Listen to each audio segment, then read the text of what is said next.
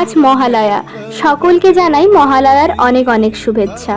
আর মাত্র কটা দিন পর পুজো শুরু। আচ্ছা, সকলের আজ কেমন কাটলো দিনটা? আমার কিন্তু বেশ কেটেছে, চলুন তা শেয়ার করি। বাড়ি থেকে বেশ কিছুটা দূরে থাকার কারণে সেই সকাল সকাল ঘুম থেকে উঠে একসাথে টিভিতে বসে মহালয়াটা দেখা হয়নি, তবে ইউটিউব থেকে মহালয়াটা শুনেছি। আর তারপর স্নান সেরে নিয়ে রেডি হচ্ছি একটা জায়গায় যাব বলে। তো চলুন আপনাদেরকেও সঙ্গে করে নিয়ে যাই। এই তো সুন্দরভাবে সকাল সকাল রেডি সেডি হয়ে বেরিয়ে পড়েছি। আর আজকে আমার সঙ্গী ছিল শর্মিষ্ঠাদি। পৌঁছে গেছি আমাদের গন্তব্যে। এই জায়গাটা দেখে কেউ কি চিনতে পারছেন কোথায় এসেছি?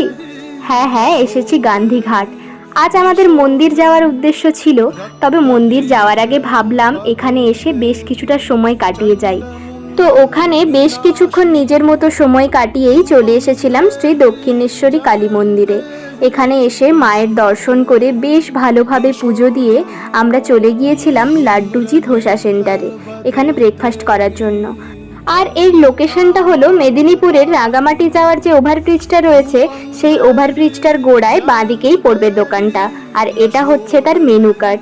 এখানে অনেক কিছুই পাওয়া যায়, তবে শর্মিষ্ঠাদি বলল এখানে নাকি ধোকলাটা ভীষণ ভালো খেতে, আর মাত্র দাম 30 টাকা। আপনারা এখানে গেলে এটা অবশ্যই ট্রাই করতে পারেন। তো যাই হোক, এইভাবেই আমাদের দিনটা কাটলো। ব্লগটা কেমন লাগলো অবশ্যই জানাবেন কমেন্টে।